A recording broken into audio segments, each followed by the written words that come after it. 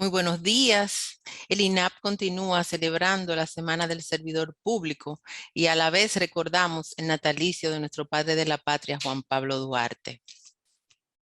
Es para el INAP un placer presentar una personalidad digna de ejemplo a seguir, que nos trae una disertación con el tema Asumiendo la ética como un sistema de valor que conforma un hábito de vida. Él es graduado como doctor en medicina en la Universidad del País Vasco en España. Tiene maestría en investigación también de la Universidad del País Vasco en España. Tiene maestría en defensa y seguridad nacional. Es licenciado en Derecho, licenciado en Periodismo. Además, realizó estudio de pedagogía. Él fue reconocido con la condición de profesor del año en la unidad de posgrado de la Facultad de Ciencias Jurídicas y Políticas de la Universidad Autónoma de Santo Domingo. El profesor es además coordinador académico del Programa de Formación Ciudadana de la Escuela Nacional de Formación Electoral y del Estado Civil, EFEC. Ha desarrollado una intensa actividad docente, destacándose en el contexto universitario por sus potencialidades profesionales y humanas que le permitieron alcanzar tan importante reconocimiento que otorga la Casa de Altos de Estudios. Desde el 2003 es profesor de posgrado en maestría en Derecho Penal y Procesal Penal de la Universidad Autónoma de Santo Domingo y de la Escuela Nacional del Ministerio Público. Además, es profesor en Filosofía del Derecho e Introducción del Derecho y Ética Jurídica en la Universidad Iberoamericana UNIBE. Es miembro del Colegio Médico Dominicano, del Colegio de Abogados y del Colegio Dominicano de Periodistas. Con nosotros el señor Ricardo de la Cruz Nieves. Muchas gracias. Buenos días. Muy buenos Muchas días. gracias. Gracias a usted por la presentación y su calidad de moderadora. Gracias al señor director Cristian Sánchez Reyes y a usted como su directora, Rosa Camila Rivera, y a Jamie, que estuvo en contacto con nosotros para la coordinación de este conversatorio breve. Le agradezco como siempre la oportunidad de compartir estos juicios y opiniones sobre una escala de valores que todos asumimos de una u otra manera y unas normas de vida que son la zapata de nuestra existencia, ¿no? Y de nuestra familia, de nuestra nación, de nuestra comunidad, de nuestros proyectos humanos. Que eso, al fin y al cabo, es el objetivo y el propósito de la ética como hábito de vida. Desde hace tiempo he trabajado con el INAP. En gestiones pasadas también era invitado y compartía con personas de mucha valía. Posteriormente como que se diluyó, se fue abandonando, pero incluso hacíamos concursos epistolares, concursos de pequeños ensayos, en fin, eran motivaciones muy interesantes para los servidores públicos. Me alegra que hayan retomado este modelo de cercanía, de aproximación, de conversatorio sobre los propósitos de nuestra vida y las metas que tenemos planteadas como seres humanos finitos y que queremos dejar más que todo una huella de bien en esta corta etapa, ¿no?, de nuestra existencia. Le puedo decir que desde las aulas universitarias y también desde los diferentes espacios donde se reflexiona sobre la ética, ha ido imprimiendo de alguna manera, calando, sellando una nueva forma de ver la vida y los valores que atesora el ser humano desde esta perspectiva. Anteriormente nos dedicábamos más que todo a una reflexión filosófica en las aulas. Ya hace tiempo sabemos que la ética es la palabra de carne y hueso. es la vida misma. El reloj que marca la hora de nuestra existencia para bien. Es un conjunto de virtudes generales y existenciales que nos permiten coexistir y convivir de forma adecuada. Tan importante y tan buena es la ética que queremos siempre que nuestra descendencia nos supere en todo, sobre todo en bondad. Y eso es propio de todas las culturas, de todos los grupos humanos, incluso de todas las manifestaciones vitales que incluyen los animales. El cuidado, el apego, la empatía, que hoy la neurociencia pueden decodificar con criterios técnicos inmedibles desde el punto de vista de los análisis y de los estudios que se hacen in vitro del cerebro funcionando vitalmente hablando. Pueden determinar que la empatía humana es el espacio de colocarnos en el lugar del otro, en su alegría, en su sufrimiento, en su compañía. La empatía es una condición biológica, psicológica, social, antropológica y de alguna manera también construida por nosotros. Ese instinto a proteger nuestros hijos, a cuidar nuestros ancestros y ascendientes, a salvaguardar a nuestros seres cercanos y queridos, no solo es una propiedad cultural, es también biológica y se ha podido determinar que hay una sustancia, y empiezo a hablar de este periodo de la vida del siglo XXI, una sustancia que se llama oxitocina, que es mediadora fundamental para que nosotros nos inclinemos, nos identifiquemos y nos sintamos como el otro. Esa oxitocina es la misma que interviene en las labores de parto y que cuando se dificulta el parto, ella aligera, flexibiliza y de alguna manera también impacta el músculo liso para que la matriz, como le llamamos al útero, se relaje y el producto, el niño o la niña puedan nacer con más facilidad. Tanto es así que la hemos elaborado de forma sintética y que se conoce con un nombre comercial muy popular, que no es más que una manera de acelerar la labor de parto. Fíjense la mezcla que hay entre la empatía por el otro, la cercanía con el otro y el nacer. Guarda sin duda una estrecha relación y una milagrosa coincidencia. Pero debemos decir que todas las sociedades, absolutamente todas, en todos los rincones de la tierra, han tenido, desde que se inició el proceso civilizatorio, una escala de valores. Y esa escala de valores ha fungido como una zapata, como una repisa,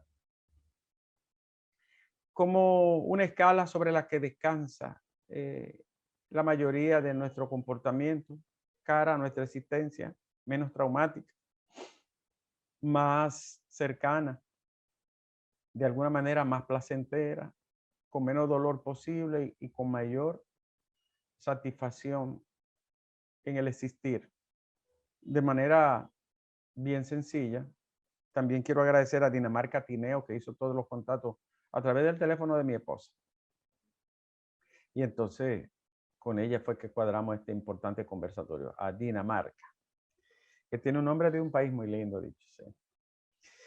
Decía que todas las sociedades han tenido una repisa, una zapata, sobre la que descansa su sistema de valores y de existencia. No hay sociedad sin valores. Unos pueden ser menos, más intensos, pero no se conoce en la historia humana, ni en la antropología, ningún grupo humano que haya podido existir sin una escala de valores existenciales, de esos que los griegos llamaban axiológicos. Axio viene del griego axón, que quiere decir eje, el eje sobre el que se sustenta la vida. Y en ese orden de cosas, si nos vamos a lo griego, no voy a hablar mucho de historia porque aunque a mí me atrae muchísimo y me encanta, yo sé que a la mayoría de la gente no le gusta y le produce bostezo, pero le voy a dar solo una pequeña introducción, un briefing, como dicen hoy, de cómo llegamos hasta este punto de la ética. Los griegos, que pensaron por nosotros para toda la vida, me refiero más al mundo occidental, Los griegos pensaron dos cosas fundamentales en sus inicios. Estoy hablando del siglo VII, probablemente antes de Cristo. Años 800, 700, años 600 antes de Cristo. Por ahí por Asia Menor, en una región donde había mucho flujo, comercio, intercambio, actividad, cultura, telas, especies. Un grupo de personas, en ese caso hombres, porque todavía las mujeres no tenían derecho ni siquiera a estudiar. Y un grupo de hombres pensó reflexivamente en contemplación, porque para pensar se necesita sosiego, detenimiento, contemplación. Un grupo de hombres pensó, pero ven acá, yo pienso y sé que pienso.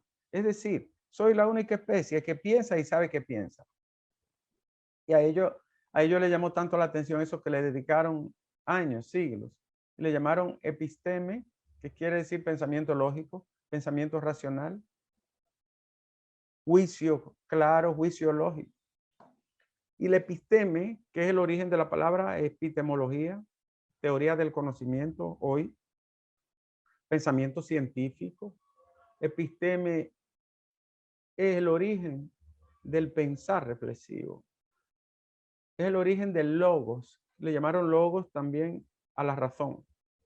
Fíjense que la palabra logos también significa razón, pensar, y que es el tronco de lenguaje. De ahí sale la palabra lengua o lenguaje. Hay un gran vínculo entre el lenguaje y la razón, lógicamente. Pensando los griegos que se pensaba, reflexionaron más allá y se fueron más hondos y dijeron, pero si el hombre piensa, ¿por qué no trabajamos para que piense bien? Y entonces surge la palabra arete. En griego quiere decir excelencia, buen juicio, excelsitud, bondad. Arete es el tronco fundacional, la raíz histórica y lingüística de la palabra ethos, que quiere decir ética, y que en principio se denomina virtud, virtud, cuando fue asumido por la lengua romance y latina el término, ¿no? Entonces los griegos dijeron, tenemos episteme y tenemos ética, tenemos arete. Pero ¿qué tal si pensamos entonces y elaboramos un sistema de pensamiento y de educación formalizado en el que los niños aprendan a saber qué piensan y a pensar y a formarse y a cultivarse desde la niñez? Entonces se inventaron un término que todos conocemos y apreciamos. Paideia, que quiere decir pedagogía. La paideia es el sistema de enseñanza. Tenemos pensamiento lógico, tenemos arete, excelencia, y tenemos paideia, que es la educación formalizada. Ellos fundan, probablemente cuando ellos fundaron la paideia, era pensando en la cultura sumeria, que por ahí por el Tigris y el Éufrates fue que inició la civilización humana, en los primeros imperios acadio y aqueménidas, que si ellos forjaron un sistema de enseñanza, pero como están ahí en Asia Menor y solo los separa el mar Egeo y el mar de Mármara, ¿no? Lo que es el estrecho de Dardanelos, que es en Turquía, pues los griegos, ustedes saben que se dieron las guerras médicas y las guerras púnicas, que era la gente de ese lado contra los griegos. Y ese intercambio permanente y ese dominio de uno sobre lo otro, y al final ese intercambio de cultura, pues lógicamente que iba dejando una huella, y lo digo solo con carácter resumido histórico. Sí quiero señalar que al fundar los tres términos, episteme, arete y paideia, le entregaron a la humanidad un sistema enorme de pensamiento, de valores, de cultura, que todavía está en evolución. Y dijeron, si ese arete o excelencia en el pensar y en el actuar se convierte en un ethos, que es el origen de la palabra ética, entonces se convierte en un hábito y el ser humano puede siempre actuar en base a ese hábito. Por eso cuando nosotros decimos que asumimos la ética como un sistema de valores que conforman un hábito de vida, estamos redundando y repitiendo exactamente, con exactitud, reitero, que la ética es un conjunto de hábitos. Por eso hago un paréntesis aquí. Los valores no se pierden, no se desaparecen. Nosotros cambiamos de hábito. El hábito de amar a la madre, al padre, a los hijos, no se desapareció, no se fumó. El hábito de amar la patria, de amar a los amigos, de amar las cosas que merecen y las personas que merecen ser amadas, no ha desaparecido. Lo que ha cambiado es un sistema de valores en el que nuestro hábito se ha enfocado en otro orden, en otros propósitos, en otras metas. Y esa meta hoy, que desafía todos los valores, es el consumo. La gente quiere consumir todo, poseer todo, tenerlo todo. Y lo grande es que lo tiene aquí en un sitio, en la mano, con un aparatico y un dispositivo pequeño que se llama smartphone. Es una pequeña computadora global. Cierro el paréntesis. Entonces, los griegos siguieron pensando. Hoy, nosotros todo lo que hemos heredado es del armazón griego. Nuestra filosofía y ética es de origen griego. Nuestra religión es judeo-cristiana y nuestro derecho es romano. Pero en el fondo de esos tres pilares de la filosofía, de la ética, de la religión y del derecho, está el ethos que dejaron los griegos. El conjunto de valores, el sistema de valores, la escala de valores. Digo todo esto porque las cosas no parten del vacío. En la humanidad no hay vacío. Algo o alguien va a llenar los espacios que presumiblemente se ven vacíos. Y lo que llena los valores de la existencia son los hábitos que nosotros practicamos. Para cerrar la parte histórica, los griegos entonces dijeron, bueno, vamos a darle la educación a todos los niños. Llegó un señor en el siglo IV llamado Pericles. Yo decía antes, en el pasado lo decía a mis alumnos, Pericles Medina Sánchez, ahora se llama Pericles Abinader Corona.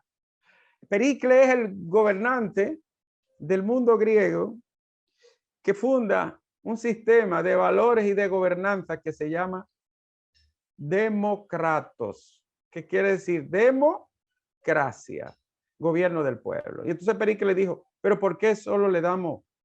Y ahí es que viene la educación pública, la paideia pública, que es una conquista de la humanidad. Pericles murió, creo que en la batalla de la guerra del Peloponeso, pero dejó como huella, como conquista, democratos y paideia pública, educación pública. A partir de ahí, ya ustedes saben que la historia de Grecia, Roma y todo esto fue un constante fluir. Aristóteles, el último de la trilogía entre Sócrates y Platón, Aristóteles escribió una ética para su hijo y le llamó ética Nicomaquea o a Nicómaco, que era un chico adolescente de su época que tenía los mismos problemas que tienen los adolescentes hoy. No le gustaba estudiar, le encantaba el ocio, correr, jugar, y cuando creció le gustaba el vino. Entonces Aristóteles le hace una serie de preceptos y recomendaciones de cómo vivir la vida a un joven, buscando el bien, el conocimiento, practicando la bondad, el respeto. Vamos a decir que se escribió ayer.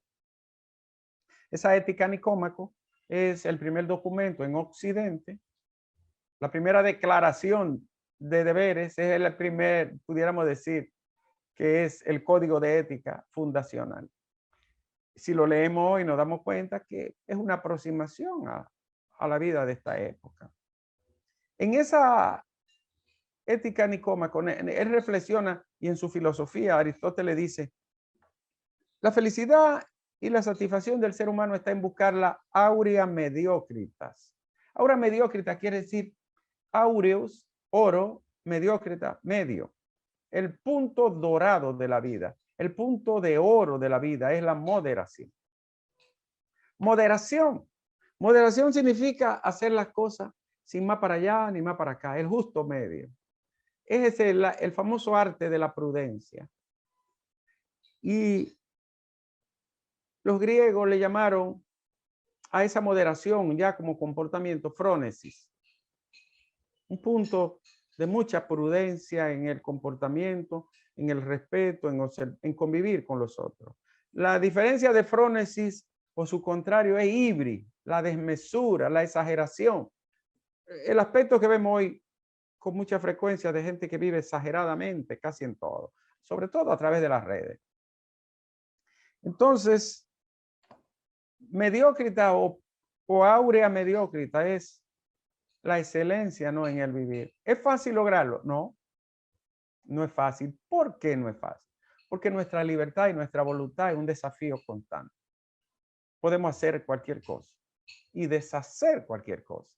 Porque tenemos libertad, conocimiento, porque tenemos una fuerza, un motor que nos impulsa que se llama voluntad. Entonces, ¿qué es la ética? Atención, servidores públicos. La ética es sujetar las pulsiones, las pasiones y las emociones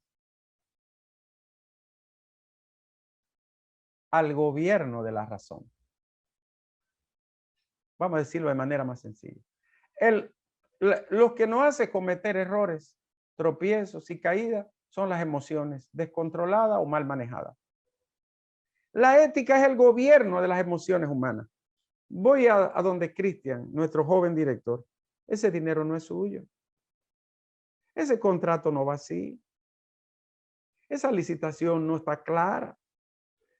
Eso no se adquirió de la manera que establecen las normas de la ley 340. Entonces se produce como un debate, ¿no? Como un gobierno, un contrapeso. Me voy por aquí con la ventaja que me puede otorgar hacerlo de manera furtiva, escondida, y que me generaría grandes ganancias económicas, o me voy por el gobierno de la razón que me dice lo más adecuado es vivir honradamente, concienzudamente, sin que sus hijos se avergüencen de usted, ni sus amigos, ni su país. Que no tenga que verse ni en Coral, ni en Pulpo, ni en Medusa, o el escándalo del INAVIE. No, no, no, no. Entonces vuelve y dice, pero es que me voy a ganar un dinero y voy a ser rico en poco tiempo. Sí, pero la vida, la ética ahí te hace reflexionar. La vida no es tan larga. Tú no vas a durar 200 años, 300 años, servidor público. Ahora, tus hijos sí van a vivir y a padecer lo que tú has dejado o a gozar lo que has sembrado. Entonces la ética nos hace reflexionar de forma interrogada. ¿Puedo? ¿Me gobierno yo solo? Es falso que mi vida es única, independiente, libre, autárquica, solipsista, es decir, individualista al extremo. No es falso. Yo tengo una obediencia a mis hijos, a mis padres, a mis tíos, a mis amigos, a mi puesto, a quien me puso aquí, a mis compañeros de trabajo. Entonces la ética es una reflexión constante, un interrogarse. Y interrogarse tanto en filosofía como en ética, uno preguntarse, ¿vale la pena que yo haga esto? Ese preguntarse se le llama la devoción del pensar, la catedral del pensamiento, porque es la que nos hace tomar las decisiones. Hago un paréntesis ahí. Tomar las decisiones no es un acto mecánico, no es un acto sencillo. Necesita cultivo, adiestramiento. ¿Por qué? Porque el ser humano es biología, psicología, mente, sociedad, con quién me relaciono, con quién comparto, qué aprendí de mis amigos de la escuela, de la casa, de la iglesia, de con quién me junté. Pero también espiritualidad, profundidad, meditación, reflexión honda. Entonces, el ser humano es una unidad compleja, biopsicosocial. Sigo en el paréntesis, capaz de crear y de destruir. Entonces, si soy una unidad biopsicosocial, tengo un cerebro, una máquina maravillosa ahí arriba, prodigiosa. El organismo más complejo de todo el universo, por encima de las estrellas, de las galaxias, de las enanas blancas, de los cuásares, de los púlsares, de todos los sistemas. Es lo más complejo el cerebro humano.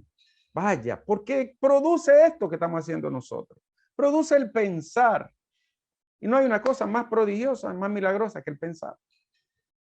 Pero ¿cuál es el problema que tiene? Entonces, ¿por qué es complejo? Porque puedo pensar bien y pensar mal. Puedo actuar bien y actuar mal. Las decisiones se toman aquí, en la corteza prefrontal, en la corteza frontal, en el neocortes, en la parte más nueva que tiene el cerebro humano, la última en desarrollarse y evolucionar aquí, por encima de los arcos ciliares y de los ojos. Ahí, en la parte anterior del cerebro, ahí están las circunvoluciones y los núcleos de la corteza prefrontal. Ahí está la toma de decisiones, el análisis, la ponderación, la decisión. Me voy, lo hago. Aquí atrás, sigo en el paréntesis, está la parte vieja del cerebro, la parte posterior, el sistema límbico, la sed, el deseo, el hambre, el instinto, la protección, la defensa, el ataque, la agresión. Lo que pasa es que cuando la agresión, el ataque, el instinto, la sed transmite, si no encuentra nada aquí en la corteza prefrontal donde está la moral humana, sigue y se lleva todo de paro. Pero si esta le dice, frénate, detente, entonces, no lo puedo hacer. No puedo tocar ese dinero, no puedo cogerme eso, no puedo tomarme esa bebida, ya me pasé. No puedo correr el semáforo rojo, aunque aquel lo hizo. Y entonces, esta frena al viejo cerebro. Bueno, pero si depende del cerebro, Nieve, entonces no es culpa mía. Sí, pero él se entrena. Por eso los sistemas educativos son los principales modelos para la formación ética, aunque la escuela haya abandonado eso. Sin educación somos pequeñas bestias. Aunque seamos bondadosos, la educación es todo. Todo lo que uno hace y no hace. La educación es lo que un ser humano es o no es. La educación hace del ser humano lo que él hará con la vida. ¿Cómo lo sabían los griegos que se inventaron la paideia? Alguna gente en mi país no lo sabían. Entonces quiero decirle para cerrar el paréntesis. Pero actúa solo el cerebro, solo con el de adelante y el de atrás, la corteza prefrontal y el de atrás. No va todo a la vez porque somos una complejidad. ¿Qué cultura tuve? ¿Qué aprendizaje tuve? ¿Qué enseñanza obtuve? ¿Qué valores influyeron en mí? ¿Cuáles valores internalicé? Y entonces la decisión se toma con un todo incluido. Fíjense qué complejo es el ser humano. Por eso es que dice el apóstol Pablo, quiero hacer lo bueno y lo apruebo, pero termino haciendo lo malo. Video meliora, turnoque, agitur. Veo lo bueno y lo apruebo y hago lo malo. ¿Por qué? Porque es como si tuviéramos que refrenar, sostener, parar, limitar de forma constante la pulsión, el instinto, la fuerza que no obedece a la razón. Cierro el paréntesis. La ética es, por lo tanto, el uso de la inteligencia y de la razón al servicio del bien y del buen actuar. No es que somos santos, ni vamos a ser santos, ni monjes, ni querubines, ni serafines, ángeles. No. Eso se lo dejamos a la religión, que lo respeto muchísimo. La religión me promete hasta otra vida mejor allá en el cielo, donde fuere. No. Yo estoy hablando aquí en la tierra. La ética lo que me ofrece es una vida más decente, una vida mejor, no eterna ni demasiado pretenciosa. Porque la ética sí me promete que si me sujeto a esa virtud, a esos valores, mi vida será menos traumática, más llevadera, menos azarosa. Y manejaré las dificultades y las circunstancias y los desafíos y las vulnerabilidades humanas, porque siempre vamos a tener la desgracia, el desafío, la vulnerabilidad, las contingencias. Siempre se presentará la muerte, el dolor de alguien, la pérdida de algo, de alguien, la desaparición de algo, la frustración de un sueño, la esperanza fallida. Siempre no va a acontecer. Pero la ética lo que me ayuda es cómo administrarlo,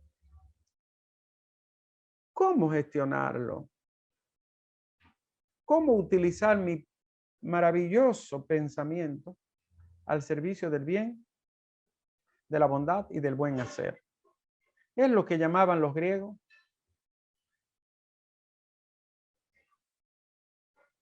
agatos. Agatos quiere decir el bien supremo, la excelencia de la bondad. cuando dicen kali agatos en griego, quiere decir el bien superior sobre los demás bienes.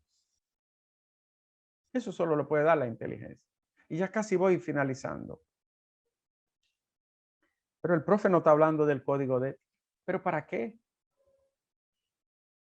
Si ustedes lo que necesitan saber es que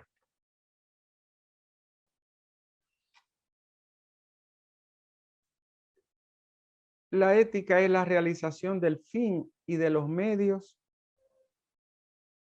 para asumir un comportamiento que no genere daño ni maldad inútilmente. Eso significa, desde mucho antes del cristianismo, de la filosofía griega, estaba Lao Tse, en el año 700, 600 antes de Cristo. Ya no hablaba del Tao Te Ching, que era como el buen actuar, y Confucio en el 550 antes de Cristo. Digo, Lao Tse después de Cristo. Pero Confucio es antes de Cristo.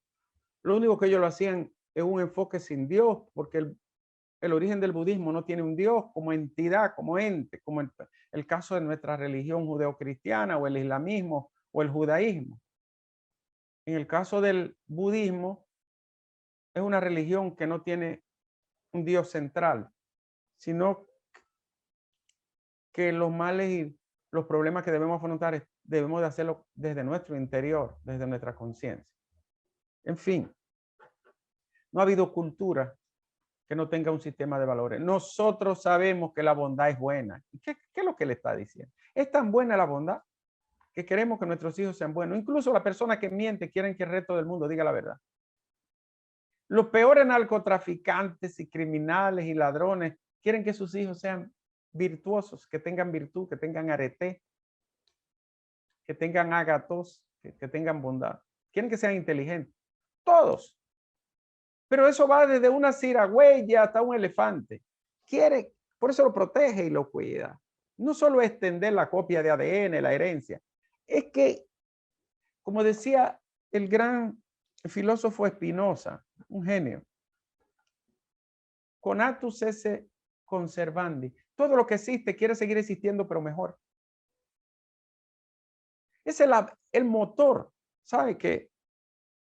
Yo a esa fuerza, a ese influjo, a ese poder, a ese soplo, a ese impulso poderoso, se le llama de mil maneras: voluntad, intención. En el mundo de la creencia y de la teología es el impulso que le da Dios a la fuerza del universo de que no choque todo y se vuelva un caos. Así mismo nos pasa a nosotros los seres humanos. Es como un empujón vital para seguir, pero para seguir mejor. Y no hay duda, por más que ustedes escuchen, vean, reflejen, le envíen. El mundo de hoy es menos violento. Las mujeres tienen más derechos, los niños tienen más derechos. La gente dura mucho más. Yo estaba revisando ayer la escala de esperanza vida de la República Dominicana. En el año 1980, un dominicano duraba 63 años.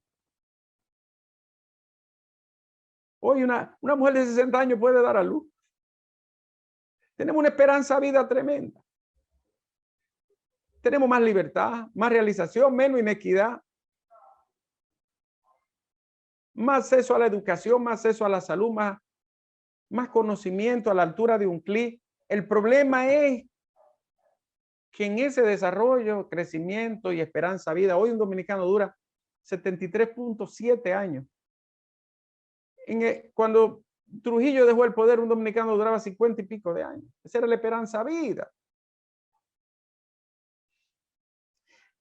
El problema es que hemos abandonado esos hábitos que ustedes están promoviendo como un sistema de valores que conforman el hábito de la vida. Hemos abandonado hábitos para asumir otros. La gente quiere tener de todo, quiere presumir, quiere cambiar el teléfono cada 3 meses, aunque sea el mismo teléfono, quiere comprar 60 pares de zapatos, algunos que no se lo pondrá más de una vez, quizá nunca. Y mientras más dinero tiene, más posibilidad tiene, más exagerado, más ibris, menos frónesis, menos arete hay. Entonces, el mercado se ha convertido como en un pequeño Dios que domina nuestras emociones, nuestros apetitos, nuestros sueños, y nos guiamos mucho del mercado, pero hay valores fundamentales que están ahí que incluso conservamos. ¿Quién vende un hijo? Como lo vendían los romanos, o una hija, o como todavía ocurre en algunas tribus o algunos países de Asia. ¿Quién vende un niño? Su sobrino. Ya no tenemos esclavitud formalizada, positivizada. En la antigua Roma había una columna que se llamaba columna lataria, donde se vendían los niños con los chivos y la vasija, los que eran hijos de esclavos, de gente plebe, que no era de importancia. Y se vendían las mujeres también. Entonces, nosotros, la humanidad, está disfrutando de un periodo de mucha libertad. Pero no es que hay una desaparición de los valores, es que hemos asumido otros valores. Los valores siguen ahí firmes, fijos. Los hijos que ustedes tienen, los sobrinos, los nietos que tengan, ustedes los van a amar con la misma devoción, con la misma entrega, con el mismo amor. Pero los sistemas son imperfectos, todos, como la familia, como la conducta humana. Y entonces se asumen a veces hábitos que pueden no ser virtuosos, sino que pueden ser dañosos, lesivos, viciosos. Y es lo que ha pasado: el microtráfico, el consumo de estupefacientes, el abandono de la escuela, unos falsos héroes y falsos ídolos, falsos paradigmas que no producen, lo único que producen es ruido, pero se convierten en tendencia y con millones de personas. Dígame usted, no voy a entrar en detalle, pero hay ídolos que lo único que hacen es producir mala palabra, ruido, y se convierten en tendencia porque tienen una capacidad tremenda. Y aquí hago el último paréntesis. El ser humano es razón y emoción. Cuando la emoción domina nuestros razonamientos, nuestros buenos juicios, nuestra buena forma de actuar, las emociones tienen un problema, y es que, como las ilusiones son perfectas, si dicen por ahí, es por ahí, y tú no te das ni cuenta. Y hoy se le llama el siglo de la emoción, porque hay un predominio muy grande, sobre todo por la proliferación de la plataforma de comunicación que tiene el mundo a través de redes. Por eso voy finalizando. Todos los códigos que ustedes tienen de ética, yo quisiera que existiese un código único general, ¿no?, de la administración pública, para todos, y que se le aplique a todo el mundo, a todo servidor público. No un código allí, otro acá, es una dispersión, una pérdida. Me gustan los países nórdicos por eso. Claro, tienen una madurez y una civilización, ¿verdad?, que es una escala distinta. Pero allá hay un solo código de ética, un solo sistema de enseñanza, un solo sistema de salud, un solo sistema de plan de retiro, un solo sistema de biblioteca, un solo código de ética, un solo sistema de salario. Hay una verdadera equidad e inclusión. Entonces, debiéramos de aspirar a un código general del servidor público nacional.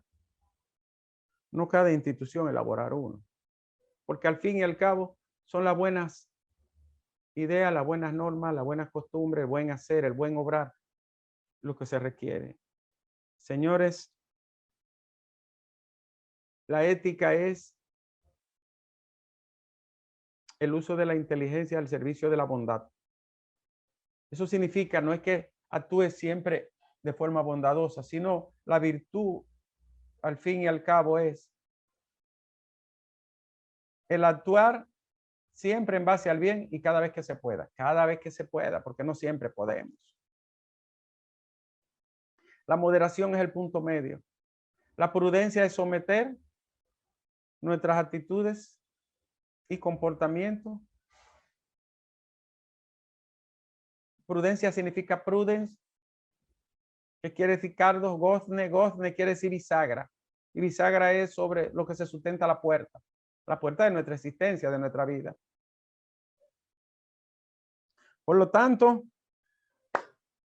en este día que nació para mí la biografía más importante de toda la historia nacional, porque era extremadamente ético, lo recordamos por su ética inmarcesible, inconfundible, no porque era ojos claros, se peinaba de lado. No, no, no. A Duarte lo recordamos por esta obra. Para mí es la biografía más importante y el natalicio más importante de toda la historia en este suelo.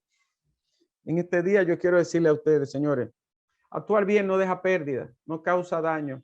La vida no es tan larga, nadie dura 300, 200, 150 años.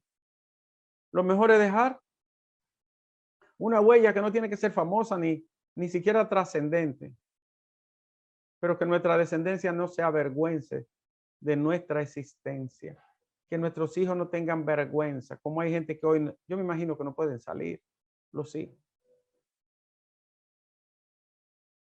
Por fin, la ética es mi propia palabra convertida en carne y hueso.